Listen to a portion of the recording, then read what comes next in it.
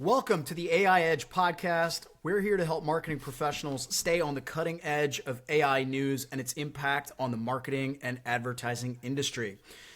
We have a very special guest for today's podcast.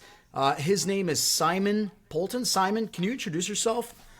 Yeah, love to. Well, thank you for having me on the show. My name is Simon Poulton. As you said, I'm the EVP of Innovation and Growth at Tinuiti, where I just cover the spectrum across all channels and do a lot of things with AI. And I'm guessing if you're the EVP of Innovation, you're just all in on the AI stuff all the time. All in, but also maybe one of our most prevalent or loudest outspoken skeptics as to what's real and what isn't, because I think that is always a critical piece of it. I love it. Awesome. Welcome to the show. And then, of course, I have my fearless co-host with me, Myles Younger. Hey, Myles. Hey, Shiv. Hey, Simon. Hey. Okay, let's get into it. So, news of the week in AI. So, the big news of the week was Google announced a new model called Gemini 3 Flash and made it the default for its billions and billions and billions of users. So now if you go into the Gemini app, you're no longer just using good old Gemini 3, you're using Gemini 3 Flash. And it's kind of crazy because I feel like we literally had an episode 3 weeks ago, or I don't know, 2 weeks ago, where we talked about, oh my God, Gemini 3 is here. So yeah, pace of change is insane. But yeah, Gemini 3 Flash is now the default. It's also the default for AI mode when you go to search something on google.com. Apparently, it matches Pro's reasoning capabilities, but it's faster, it's cheaper, it outperforms on things like coding. And ironically, or not ironically, it launched a few days after OpenAI's ChatGPT 5.2, which kind of felt like OpenAI's response to Gemini 3. So, we're just doing this all the time. The listeners can't see me doing this, but I'm basically the folks on YouTube can. They know. Yeah, I'm stacking something. So a couple of quick notes on this before I get to your perspective, Simon and Myles. So obviously, we've talked about this a lot on the podcast. Google has a ton of advantages, right? Namely the distribution advantage when it comes to AI, because everyone is using all their products all the time. So Android, search, et cetera, et cetera, et cetera. And as a result, what we're seeing now is Gemini's metrics are starting to really outpace OpenAI's metrics when it comes to downloads, even things like monthly active users, visits, engagement, etc. If you recall, a few weeks ago, OpenAI entered a code red phase. Sam Altman sent an email to the whole company saying, code red, Gemini 3 is here. Let's focus on nothing else but beating, Gemini and making sure we have the best model possible. And so that's where we are right now. And I think the last thing I want to say is as kind of part of this whole thing, there's like a side hustle going on here, or a side competition going on here with image generation as well. So Google has been, I think, really good at this over the last year with their Nano Banana product. It's been awesome for image generation. I think ChatGPT has lagged. ChatGPT also announced that it has a new image generation model called ChatGPT Images 1.5, which is in response to Nano Banana Pro. That is really hard to say fast. Nano Banana. Try saying it 5 times. But they responded to Nano Banana Pro, and then Nano Banana Pro has been getting better and better and better as well. So anyways, there's a lot of interesting stuff to unpack here, but let's just start at the really kind of highest level of this, of the news itself. Simon, let's start with you. Any quick kind of opinions or hot takes on this Gemini? It kind of feels like it's Gemini versus ChatGPT right now, and the other ones have fallen a little bit behind, in my opinion. But yeah, we'd love your thoughts. I think certainly in terms of the race for the consumers, the average consumer's mindset, that it is between those two. I think when you look at the other ones, I wouldn't necessarily say they've fallen behind so much as I think they've just got a different target audience. I don't think Anthropic is fundamentally trying to get the mom and pop type of audience. For Google, though, I've been a bull on them for years at this point. I know that a lot of folks have said, oh, I love Chat, like everything about ChatGPT is amazing, and look, there are some great features. But I do think it's a little bit like the Android and iPhone sort of divide, where if you actually spend the time using each device, you go, they're the same thing. There's really no difference between these things, right? It's just like, oh, well, I know where this button is. How dare you? We're at the point of, it's like, you can't go, like, if you go beyond a 4K TV, it doesn't really matter. And like, Okay, well, for the average consumer, I agree. I think the greatest thing that's happening right now is the cost is coming down. And that's the beauty of Flash, right? It is the tokens that are required to perform any action, which is greatly improved. I was watching a number of demos recently, or just this week, where they were showcasing essentially half the tokens that are required to perform the same task in a 3-week period. That's absurd. I think broadly with this, though, when you talk about the code red, I go, what has OpenAI been doing? Like, this has been a strange year for them. And I say that, I think they are innovating, but I look at it and go, what was Sora 2? What was that about? Why did they create like a little social network thing? And like, that was an angle they wanted to go down. And then they were like, agentic commerce. And you look at it and you go, there's no actual agentic commerce here. Like, where can I transact? Is any of this happening? You see what the other partnership, they just do this one with DoorDash. I think they are a company in search of a revenue stream. And so that is what this is all coming back to, is can they actually figure this out? And the answer is not yet, because I think there's all kinds of complexity. But I don't want to go so far off piece, but you're getting a look inside my mind of like the sort of the 5-second idea spots that I jump through in a cascading capacity. But I'm very, very bullish on what Gemini is doing and where they're going next year. And I think that OpenAI is literally going to have a reckoning moment in the next 12 months. And if they don't show meaningful progress toward incredible performance gains or cost reductions, they're going to be second best forever. It's going to be, honestly, it's going to look like the Google Microsoft situation, where it'll take them 10 years to catch back up. You know, it's crazy. Yeah. It feels like there's Google keeps doing this to other companies over history. Yeah. It's like, oh, well, Yahoo and AOL were awesome. And then Google came along, and then they were relegated to second place. Oh, Microsoft was doing great. And then Google came along. Right. And now it's happening again in AI. You know, ChatGPT, OpenAI is great. And now Google's here. Anyways, Myles, what do you think? I mean, I got to agree with basically everything that Simon said. This was Google's game to lose practically from day one. Like, the marketplace got distracted because ChatGPT and OpenAI kind of got there first with LLMs, but it was pretty clear early on that LLMs in general were going to become commodified like fairly quickly. And so then it's a distribution game. It's like, it's Pepsi versus Coke, but in this case, if Google's Coca-Cola and has like tons of supermarket retailer distribution partnerships all lined up, and OpenAI launches Pepsi and they're like, oh, it's just as delicious as Coke, but we have no retail distribution plan. It's like, it's a commodity product, it's soda. And so the one with the existing distribution network is going to like pull way out ahead overnight, which is exactly what Google is doing. All they have to do is put an on switch for Google search or something in Chrome or something in Android or whatever.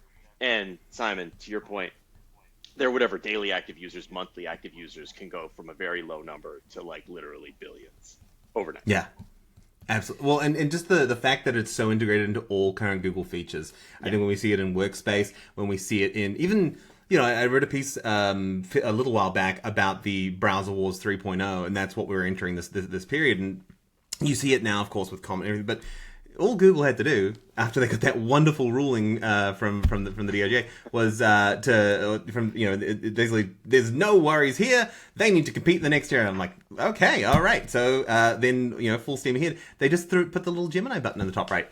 It's there. It's present in every interaction. It's the actual. When my parents ask me about AI, I often like to bring them up because they're in their 70s and they ask me about AI. And I explained to them, and they're like, so should I download ChatGPT? That's like how I'm like, did you not listen to anything I just said? And then my mother goes, oh, look what I found on Google. And she's literally using AI mode. I'm like, oh, wow. That's how you win this game, isn't it? You don't force us to go to this other place. You just bring it to me. Yep. Yeah, you got to get Simon's mom. That's the key. Exactly. Right?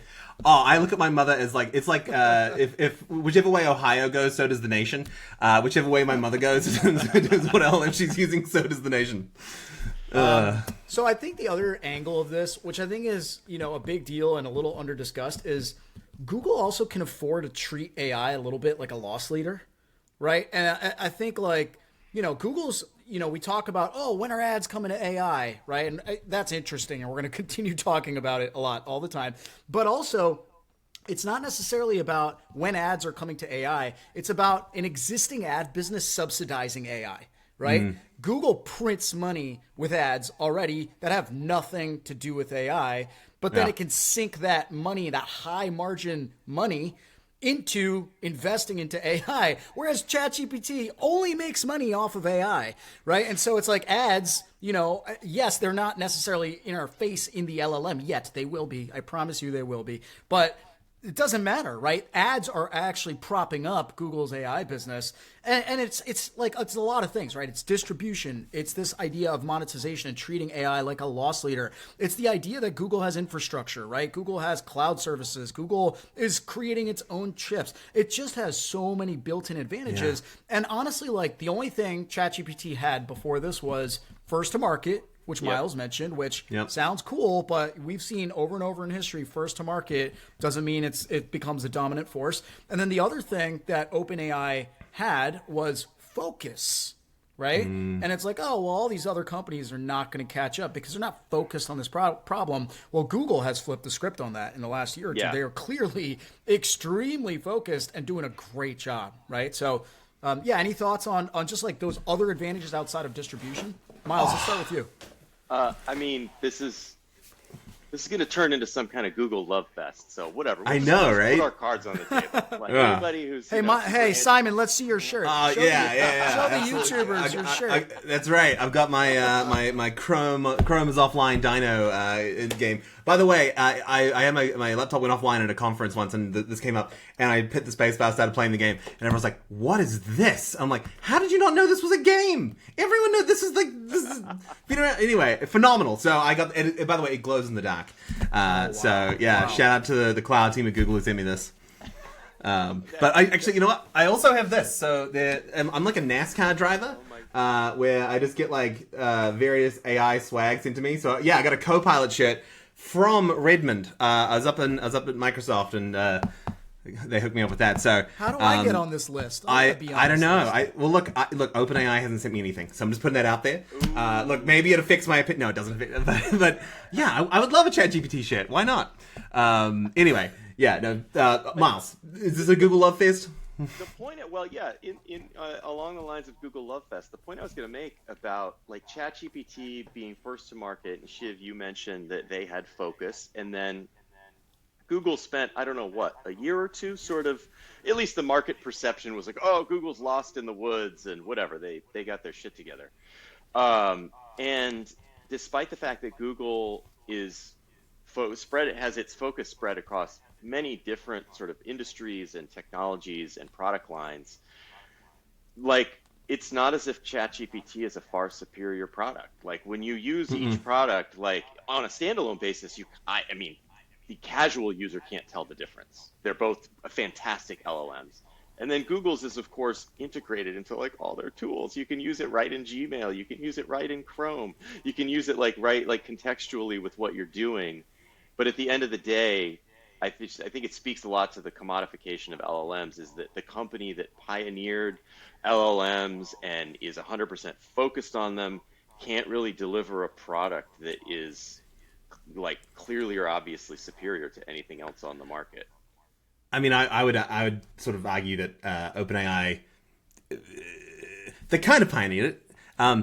Google invented the transformer. Well, sure. I think we always forget this, right? OpenAI, ChatGPT is literally named after a Google invention. The Google was always there. They just didn't quite know what to do with it. And then ChatGPT was like, "Hey, we've got a great UI for this." And it's like, "All right, that's your edge. You brought the UI to market." I don't think the gap was ever as big as it was made out to be publicly. And I think that Google was right to be concerned because they have this big ad business and they go, is this going to disintermediate our own existing business? And for what's worth, I think Amazon's looking at that right now too, going, are we going to get disintermediated by the LLMs in terms of the retail media networks? And you look at that now with the ads that they bring into Rufus and so forth. So I think with these businesses that essentially built upon ads and have that existing infrastructure, they are the ones who are primed to win. So it's not just Google alone in this. I look at it and go, actually, I think that Walmart's going to do pretty well with this. I think that Amazon's going to do pretty well. I think that Microsoft will stay Microsoft, and I think they'll continue to go. Honestly, this is me really future casting. I think that Microsoft and OpenAI really need to get deeper in partnership with each other.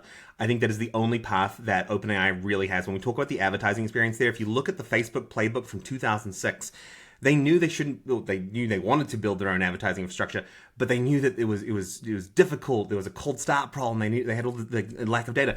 So what did they do? Well, they used Microsoft DSP. I think that is the play to get this thing going, to get a revenue stream that isn't tied to subscriptions, because that's everything. Like Sora 2, obviously they did. Comet is, their brother. Like all these things, I'm like, these are distractions from revenue growth. This is the piece that you really need to focus on is an alternative stream other than subscriptions. And I don't know, pandering to the federal government, getting $1 licenses, that's fine. I don't think it's going to move the needle though. Okay, so what do we make of this? If you're a marketer, Simon, you're at a big agency. You're the guy thinking through all this stuff as a thought leader, and then kind of telling your clients, okay, so what do I make of this? What do I do about it, if anything? Would love your thoughts on that. Yeah, I think that there's a few avenues here, because one is how it affects your day-to-day, the work that you do, and the utility of different tooling, and vibe coding of solutions. And I think that is really shifting the way that we think about enterprise software use within agencies, and even just like the tooling and ways that you buy and build campaigns. I think we saw some news this week. That's interesting. I think from a marketer's point of view, though, as we think about reach and the advertising piece, purely, right now, we're all just sitting here on our hands waiting for OpenAI to do something. Well, they're not really doing much, and Google still maintains over 50% of budgets. Like, it is the massive gorilla in the room that we are continuing to advocate clients continue to invest here. And just this week, I saw my very first ad in AI mode. It's a bit of an embarrassing one. I need a new toilet. And I went in there and I searched for best toilets. And I got ads in AI mode. I'm like, well, now this is the screenshot I have to take. This is going in my decks. The fact that we're seeing that is a new inventory source. I think the way that Google has approached this moment is really smart. They said, this is not a moment, just like the mobile moment where everyone's like, we're going to need a whole bunch of new types of ads for mobile devices. And you're like, do we though? Or should we just make them smaller? And they just made them smaller. It's the same thing. They're just bringing the text ads over into this environment. The difference is that they queue both on the prompt and the response. So the response here is really, you got to be smart about how do you calibrate weights and biases of those answers. It's a pretty hard thing to monitor, but we're really thinking about that AI SEO push. And then the second piece is really just doubling down on your investment in AI Max for search. And we even built a tool here at Tinuiti called Ad Copy AI, which essentially is an RSA ad builder, where we look at it and say the future of this is going to be where you'll have thousands of pre-approved ad assets, components of ads that will be aggregated together to form the ad that is shown in these environments, because it needs to be a little bit more tailored to those users. So that's what we're telling folks right now. We're telling them, think really broad about how ads will be constructed in this environment, so we can start to build out a lot of assets, get your legal team on board, have the components of ads that can be constructed, but really bet the house on Google, because that is where the future is going. That is where the primary means of consumer engagement with LLMs is. Simon, what does RSA stand for? Responsive search ads. So it's essentially, yes. Well, just in case anyone's curious, these are ads that have headlines and description elements. You can have, I think, 5 headlines, 12 descriptions, or maybe the other way around. Basically, though, what it allows you to create is 42,000 permutations of ads. And so Google historically will construct those elements, and they'll show like one ad 80% of the time. That's not what I think the future looks like, though. I think the future looks like one where my prompt is now so granular in nature of what I've asked for. The response that I get is so granular in nature associated with this, that ad is now that AI-generated ad. When we talk about ads in an AI-generated capacity, that's what best-in-class looks like. I think also this goes multimodal. Like the idea of, I look at Notebook LM and I go, the way they're constructing these assets in real time, that's the ad play. So we're going to start to see a lot more ads like that, I think, in 2026. Yeah. So Simon, I have 2 quick kind of follow-up thoughts and questions to that. So my first is, I think I know this is just full-blown Google love fest. I'm going to just continue down that path for a second. I think the other thing is, like, you kind of referenced this, in a way, for advertisers and for marketers, Google winning this is really good, right? Obviously, it's bad in a bunch of ways, because it's like, oh man, we continue to feed the Google machine, but it's good in a lot of ways too, because first of all, OpenAI and ChatGPT is not an advertising company.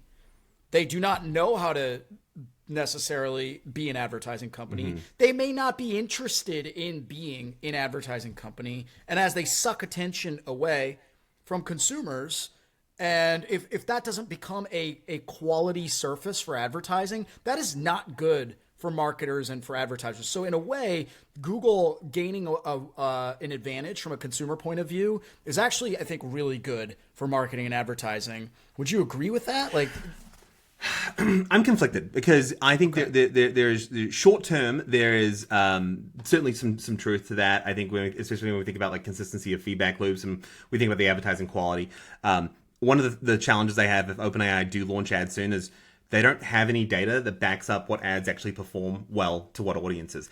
I think this is why they're going down the agentic commerce path. And agentic commerce, in my view, is a spectral concept where you can go all the way from just basic product comparison shopping all the way to full agentic take care. I'm planning a party, take care of the whole transaction. When I look at the partnerships they're getting with like Walmart and others, I go, it's because they want the data feedback loops, so they know what products people are buying and they can bring that into their ad experience.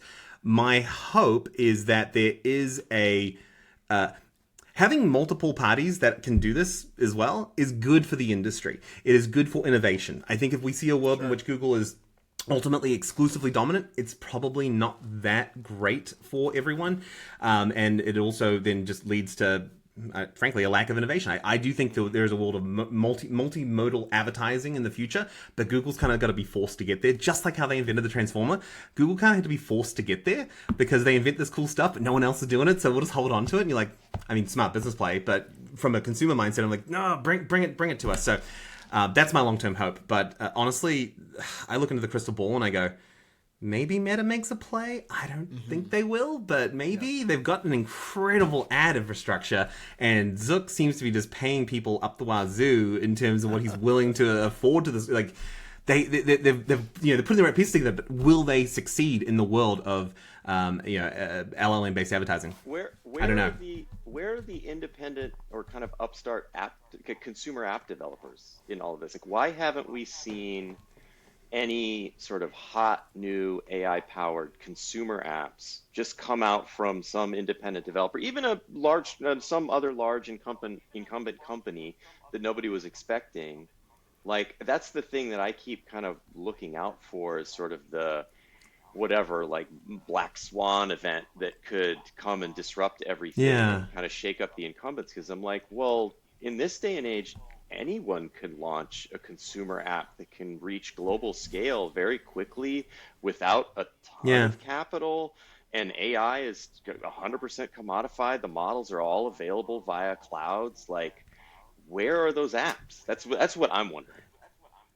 Well, I think there's an interesting piece of this. I like to be a bit of an armchair internet historian, and I think back to the origins of the internet. And I go, okay, the World Wide Web, Tim Berners-Lee, 1989. It took 5 years for the first browser to come out. Yeah. So we're looking at a 5-year window to get to Netscape.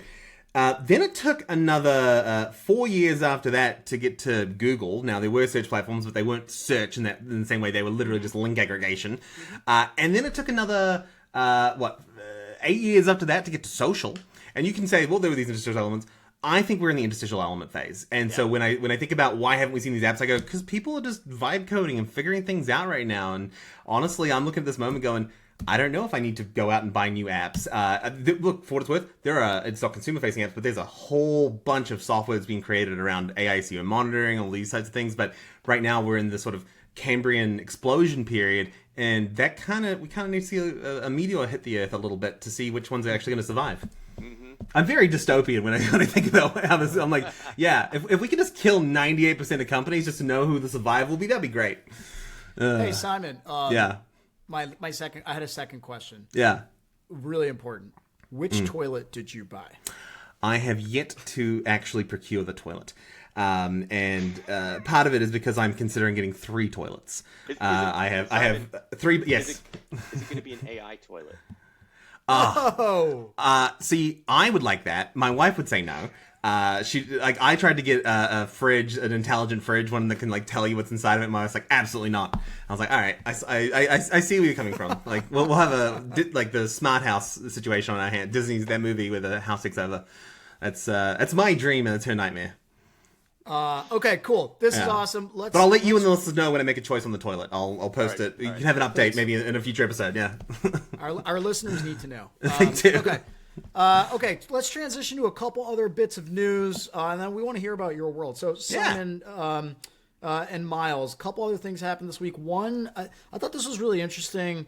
An SSP called Pubmatic put out, a case study that they, with an agency called Butler and Till, where they ran the first ever end-to-end agentic CTV campaign. So the agent that they built basically did all the strategy. It basically ingested a brief, and then from there, it kind of came up with a strategy. It did all the planning. It went out and started. It basically launched a campaign. It went out and procured inventory. The campaign ran. The campaign optimized. The campaign spit out a report all across like CTV, quote unquote, open web publishers. So I thought this was interesting. It felt like a little bit of a, hey, look, we can do it type of moment, as opposed to like we're actually doing it in a scalable way. But that's okay. You got to start somewhere, and these guys are making a little marketing splash out of it, which is great. But I thought that was interesting. Do you think, Myles, let's start with you. Do you think like end-to-end agentic execution of campaigns like that is actually how we are going to run media, or do you think this is, again, just more like a stunt? I don't know if I'd call it a stunt. Like, somebody's got to run these MVPs and proofs of concept, and it definitely moves the ball forward. But like, when I think about media buying, at least professional grade or enterprise grade media buying, I think of the efficiencies in ad operations and planning and things like that. My mind doesn't go to a robot making split-second decisions 24 hours a day to buy ads, because we already had that. We had that as 20 years ago, and we went through a whole phase of RTB and one-to-one targeting and finding cheap long tail inventory, and then the industry kind of migrated past it because we kind of ran through the possibilities there. There's a lot of fraud. There's a lot of you don't get a lot of reach. Like there's just a lot of problems with it. And so I just, when I think about robots making split-second decisions, I'm like, I don't know, I feel like we already tried that. This is arguably a more sophisticated way of doing it, but the market already has moved on to other sort of mentalities about buying media. I don't know, Simon. Like, what do you guys see in Tinuiti? My understanding of it, and as I read through, I was like, this is pretty interesting.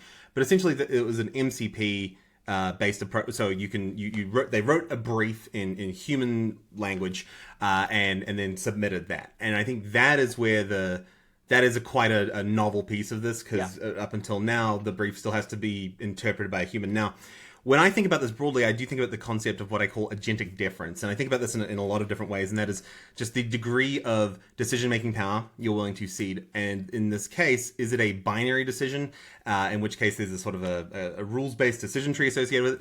Or is it a multivariate decision where there is some real depth of thought required?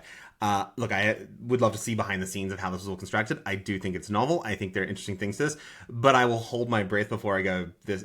I'll hold on saying anything until I go, this is going to go mainstream. I think we're very much in the novelty factor of all this.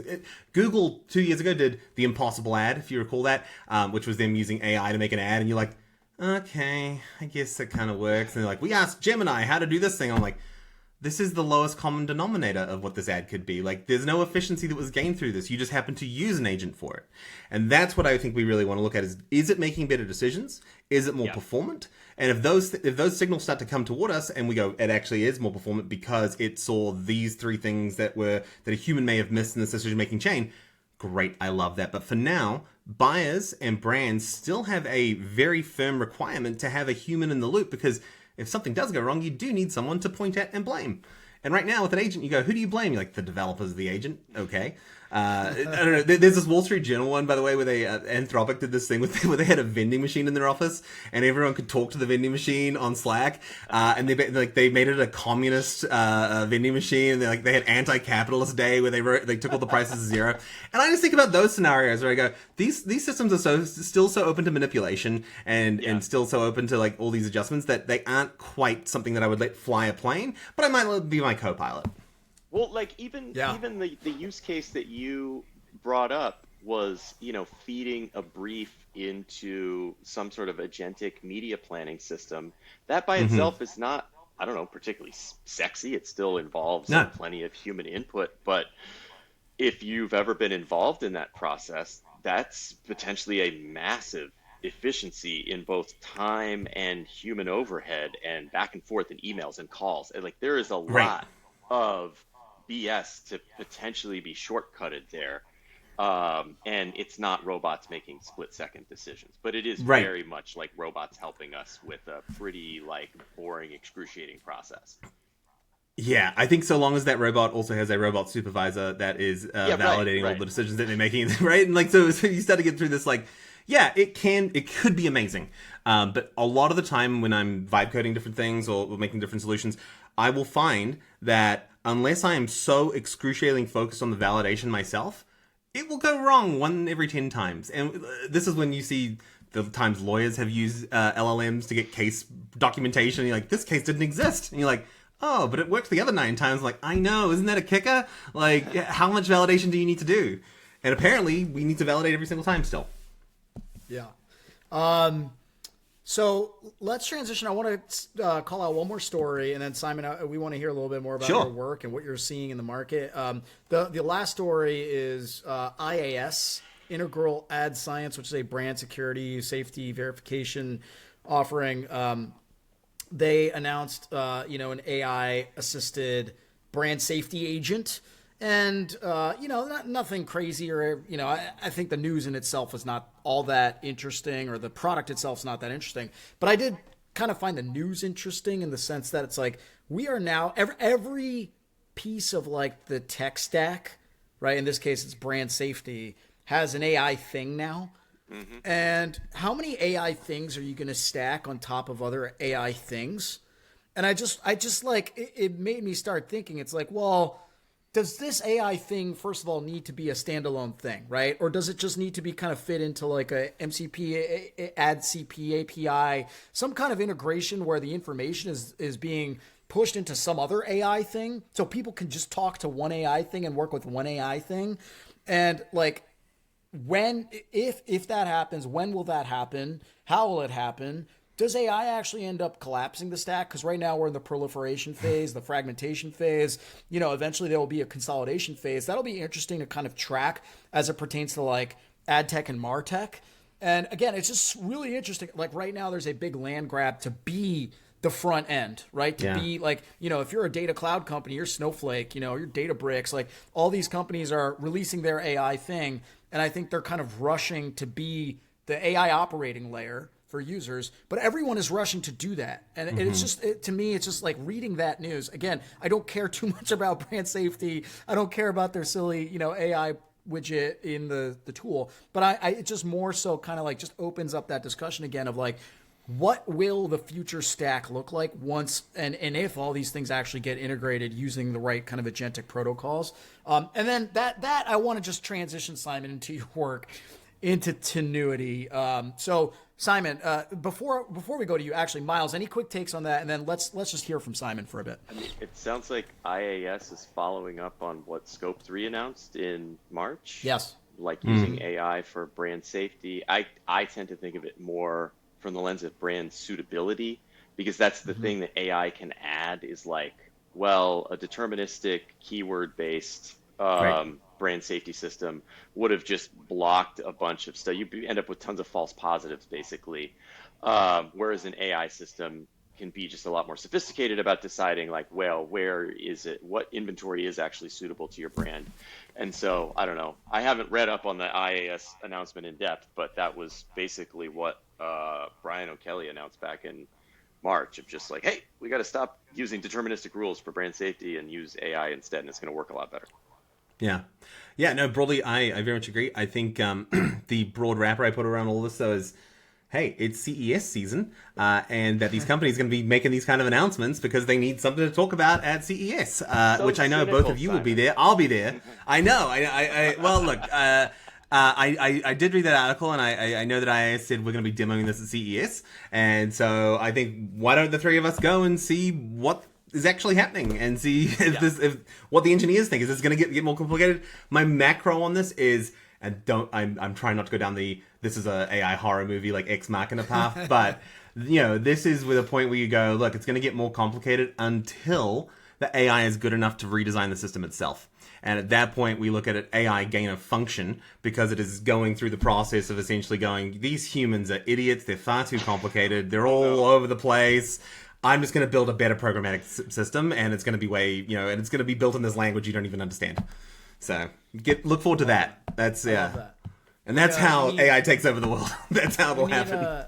We need AGI. We need the AI AGI to solve ad tech programmatic first before it does anything else. Absolutely, yeah. Cancer, any of those things, we've got to solve the ad tech problem first. Yeah, exactly. Yeah. Get your priorities in order, AGI. Hey, Simon, so tell us a little bit about your work at Tinuiti.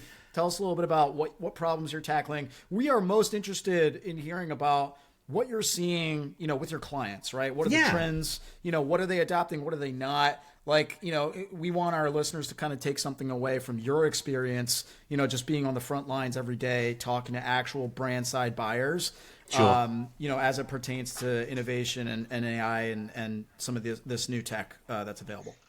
Yeah, absolutely. So I guess just to give everyone a bit of perspective, the title Innovation and Growth is wonderfully broad. The scope then of what I'm allowed to do is sort of only constrained by my own ability to imagine what we want to do. And what I really have the opportunity to do is look across search, social, commerce, TV, audio, display, really all these core disciplines that we operate within.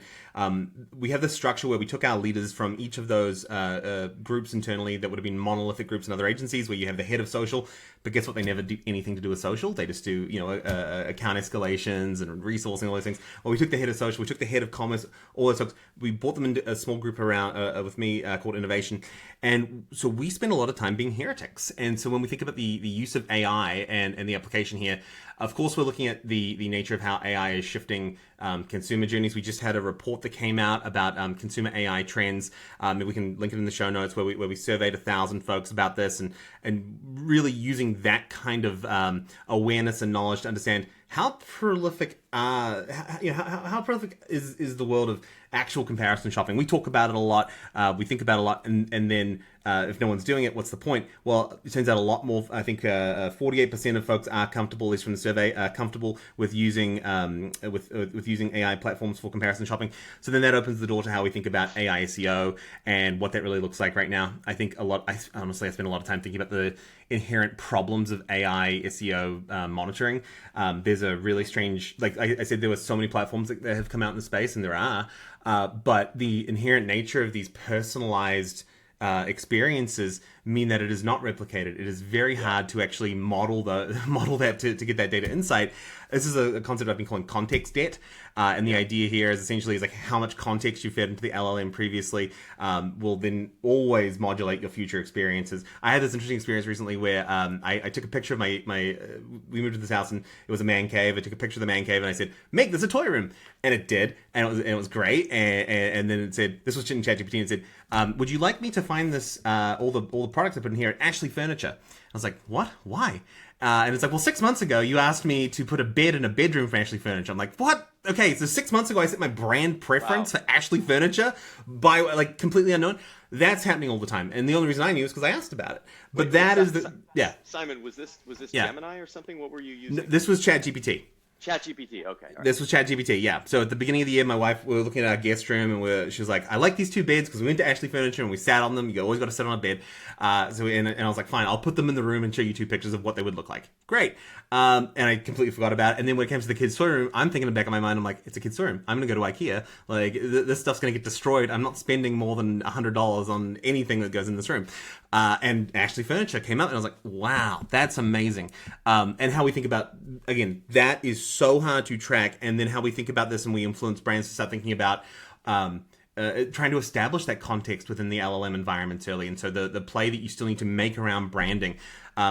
I do see a wide spectrum of clients, of brands out there. Some are just so leaned in and frankly, like so future thinking that they're so worried they're behind on things like agentic commerce.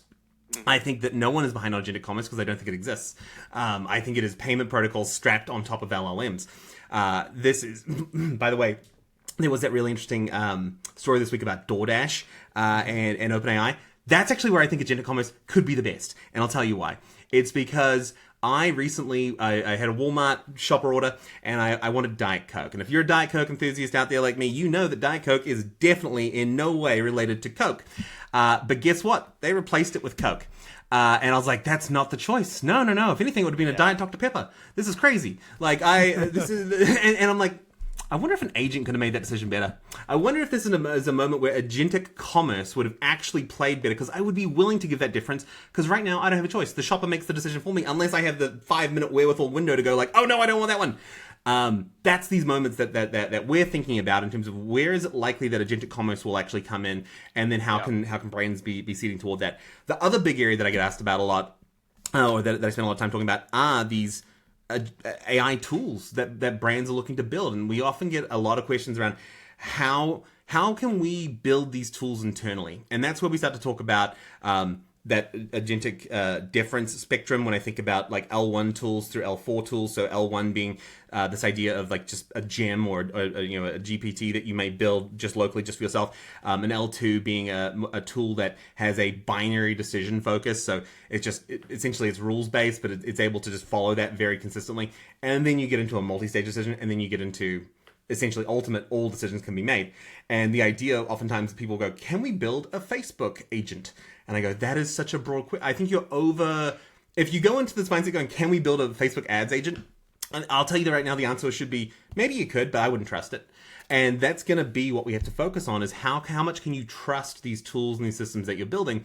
And so when we're consulting with clients, I'm honestly going vibe coding is not as scary as you think it might be. In fact, it is way easier than you think it might be. I think the future of everything that we're going to be doing is not vibe coding or prompting. I think it is agentic system designing.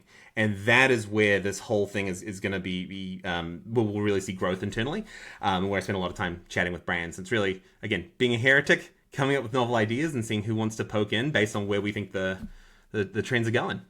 It sounds like I do nothing every day. It sounds like I sit here and just like think about random crap, but which is true. But if my boss is watching, I've been vibe coding all morning and building. No, I honestly, you know what I did last week? I built a meta auditing tool. And it works incredibly well. And I just built a computer vision component to it, which is something that I'm calling the meta ad atomizer. And the meta ad atomizer takes every ad that we have in the system and then isolates like all the different attributes, like the color palette, the images that are used. Because Meta has this thing called the entity ID. The entity ID, when you upload an ad into their system, say the ad is just a picture of me and I upload that, it'll say entity ID is 1. And then if I upload a picture of me wearing a hat and I say, that's my new ad, they also may say that's entity ID 1. And you'd be like, what do you mean? It's like, why do those images code the same way? And it's because Meta's machine learning is picking up that this ad is so similar to this other ad that it is unlikely to perform. And what we see then is that ad, when you try and put it in the learning phase, will stall. It will not deliver. So you need to approach this from a step change mindset.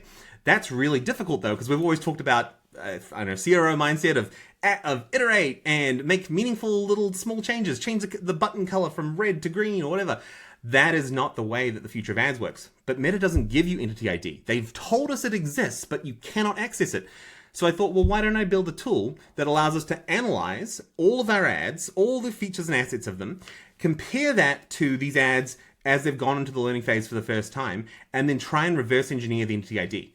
It's not really that much of a data scientific product, but it is one that is just simply based on the ability to take an existing function. Meta's not going to build it, Meta's not going to give it to us, and then augment the system with that. And those are the kind of tools that I'm really seeing a lot of value with brands being able to build. That was a bit of a monologue. Yeah. That is, I could listen to you monologue for a long time, Simon. I just learned a lot. You're just dropping fire. I kind of wish we could just keep podcasting. I love it. I mean, maybe we can do a screen share inside my AI studio at some time. You'll see all the stuff that I've built and all these half-baked ideas that's like, why would you build that? I'm like, I don't know.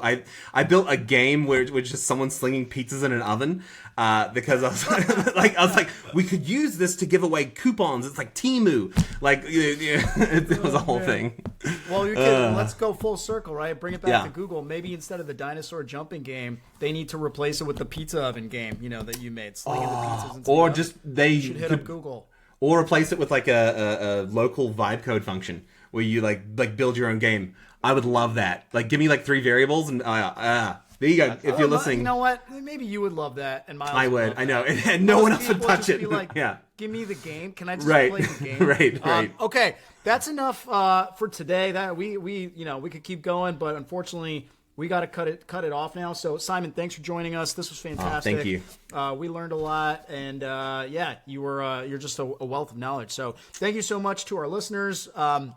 Just a quick note for everybody: we have launched uofdigital.ai, which is a full suite of training solutions for marketers and marketing professionals that want to learn about AI in our space. We have a full kind of array of boot camps, our flagship AI accelerator, but also 201 boot camps now on areas like analytics, creative, search, etc. We also have our new AI Edge subscription. This podcast, the AI Edge podcast, is part of that. Also our AI Edge newsletter, a whole kind of slew of online courses, week or monthly sessions with experts to talk about AI in our space, and then also weekly AI mini missions. So please check us out at uofdigital.ai.